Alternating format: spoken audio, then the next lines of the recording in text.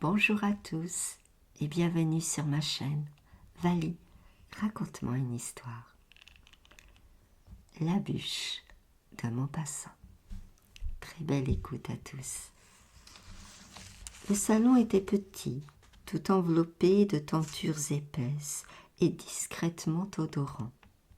Dans une cheminée large, un grand feu flambait, tandis qu'une seule lampe, posée sur le coin de la cheminée, versait une lumière molle, ombrée par un abat-jour d'ancienne dentelle, sur les deux personnes qui causaient.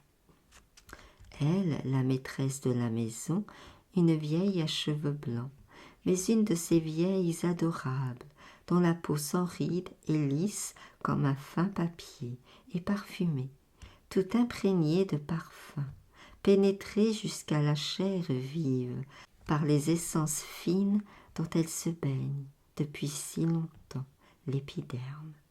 Une vieille qui sent, quand on lui baise la main, l'odeur légère qui vous saute à l'odorat lorsqu'on ouvre une boîte de poudre d'iris florentine. Lui était un ami d'autrefois, resté garçon, un ami de toutes les semaines, un compagnon de voyage dans l'existence. Rien de plus d'ailleurs. Ils avaient cessé de causer depuis une minute environ, et tous deux regardaient le feu, rêvant à n'importe quoi, en l'un de ces silences amis des gens qui n'ont pas besoin de parler toujours pour se plaire l'un près de l'autre. Et soudain une grosse bûche, une souche hérissée de racines enflammées croula. Elle bondit par-dessus les chenets et lancée dans le salon roula sur le tapis en jetant des éclats de feu autour d'elle. La vieille femme, avec un petit cri, se dressa comme pour fuir, tandis que lui, à coups de botte, rejetait dans la cheminée l'énorme charbon et ratissait de sa semelle toutes les éclaboussures ardentes répandues autour. Quand le désastre fut réparé, une forte odeur de roussi se répandit, et l'homme, se rasseyant en face de son amie, la regarda en souriant. « Et voilà, dit-il, en montrant la bûche replacée dans l'âtre. Voilà pourquoi je ne me suis jamais mariée. » Elle le considéra, tout étonnée, avec cet œil curieux des femmes qui veulent savoir. Cet œil des femmes qui ne sont plus toutes jeunes, où la curiosité est réfléchie, compliquée, souvent malicieuse, et elle demanda « Comment ça ?» Il reprit « Oh, c'est toute une histoire, une assez triste et vilaine histoire. » Mes anciens camarades se sont souvent étonnés du froid survenu tout à coup entre un de mes meilleurs amis, qui s'appelait de son petit nom Julien, et moi. Ils ne comprenaient point comment deux intimes, deux inséparables comme nous étions, avaient pu tout à coup devenir presque étrangers l'un à l'autre. Or voici le secret de notre éloignement. Lui et moi nous habitions ensemble, autrefois. Nous ne nous quittions jamais, et l'amitié qui nous liait semblait si forte que rien n'aurait pu la briser.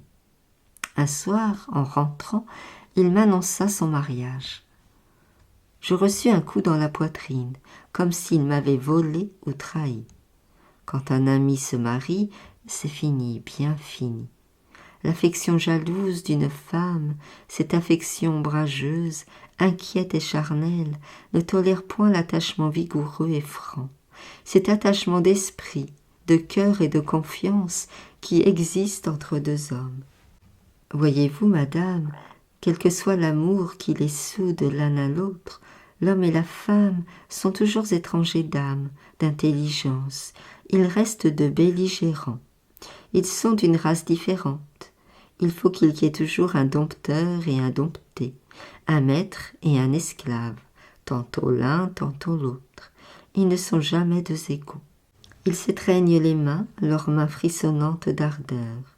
Ils ne se laissèrent jamais d'une large et forte pression loyale, de cette pression qui semble ouvrir les cœurs, les mettre à nu dans un élan de sincère et forte et virile affection. Les sages, au lieu de se marier et de procréer, comme consolation pour les vieux jours, des enfants qui les abandonneront, devraient chercher un bon et solide ami, et vieillir avec lui dans cette communion de pensée qui ne peut exister qu'entre deux hommes. Enfin, mon ami Julien se maria. Elle était jolie, sa femme, charmante, une petite blonde frisottée, vive, potelée, qui semblait l'adorer. D'abord, j'allais peu dans la maison, craignant de gêner leur tendresse, me sentant de trop entre eux. Ils semblaient pouvoir m'attirer, m'appeler sans cesse et m'aimer. Peu à peu, je me laissais séduire par le charme doux de cette vie commune, et je dînais souvent chez eux. Et souvent, rentré chez moi la nuit, je songeais à faire comme lui, à prendre une femme, trouvant bien triste à présent ma maison vide. Eux paraissaient se chérir, ne se quittaient point. Or, un soir, Julien m'écrivit de venir dîner. J'y allais. « Mon bon, dit-il, il va falloir que je m'absente en sortant de table, pour une affaire. Je ne serai pas de retour avant 11 heures, mais à 11 heures précises, je rentrerai. J'ai compté sur toi pour tenir compagnie à Berthe. » La jeune femme sourit. « C'est moi d'ailleurs qui ai eu l'idée de vous envoyer chercher, » reprit-elle. Je lui serrai la main. « Vous êtes gentil comme tout. » Et je sentis sur mes doigts une amicale et longue pression. Je n'y pris pas garde. On se mit à table, et dès 8 heures, Julien nous quittait. Aussitôt qu'il fut parti, une sorte de gêne singulière naquit brusquement entre sa femme et moi. Nous ne nous étions encore jamais trouvés seuls, et malgré notre intimité grandissant chaque jour, le tête-à-tête nous plaçait dans une situation nouvelle. Je parlais d'abord de choses vagues, de ces choses insignifiantes dont on emplit les silences embarrassants. Elle ne répondit rien et restait en face de moi, de l'autre côté de la cheminée, la tête baissée, le regard indécis, un pied tendu vers la flamme, comme perdu en une difficile méditation. Quand je fus à sec d'idées banales, je me tus. C'est étonnant comme il est difficile quelquefois de trouver des choses à dire. Et puis je sentais du nouveau dans l'air, je sentais de l'invisible, un je ne sais quoi impossible à exprimer. Cet avertissement mystérieux qui vous prévient des intentions secrètes, bonnes ou mauvaises, d'une autre personne à votre égard. Ce pénible silence dura quelque temps. Puis Berthe me dit « Mettez donc une bûche au feu, mon ami, vous voyez bien qu'il va s'éteindre. » J'ouvris le coffre à bois, placé juste comme le vôtre, et je pris une bûche, la plus grosse bûche, que je plaçai en pyramide sur les autres morceaux de bois, aux 3/4 consumés. Et le silence recommença. Au bout de quelques minutes, la bûche flambait de telle façon qu'elle nous grillait la figure. La jeune femme releva sur moi ses yeux, des yeux qui me parurent étranges. « Il fait trop chaud maintenant, » dit-elle. « Allons donc là-bas sur le canapé. » Et nous voilà partis sur le canapé. Puis tout à coup, me regardant bien en face. « Qu'est-ce que vous feriez si une femme vous disait qu'elle vous aime ?» Je répondis fort interloqué. « Oh, ma foi, le cas n'est pas prévu, et puis ça dépendrait de la femme. » Alors elle se mit à rire, d'un rire sec, nerveux, frémissant, un de ces rires faux qui semblent devoir casser les vers fins, et elle ajouta « Les hommes ne sont jamais audacieux ni malins. » Elle se tut, puis reprit « Avez-vous quelquefois été amoureux, monsieur Paul ?» Je l'avouai, oui, j'avais été amoureux. « Racontez-moi ça, dit-elle. » Je lui racontai une histoire quelconque. Elle m'écoutait attentivement, avec des marques fréquentes d'improbation et de mépris. Et soudain, « Non, vous n'y entendez rien. Pour que l'amour fût bon, il faudrait, il me semble, qu'il bouleversât le cœur, tordît les nerfs et ravageât la tête. Il faudrait qu'il fût, comment dirais-je, dangereux, terrible même, presque criminel, presque sacrilège, qu'il fût une sorte de trahison. Je veux dire qu'il a besoin de rompre des obstacles sacrés, des lois, des liens fraternels. Quand l'amour est tranquille, facile, sans péril, légal, est-ce bien de l'amour ? Je ne savais plus quoi répondre, et je jetais en moi-même cette exclamation philosophique.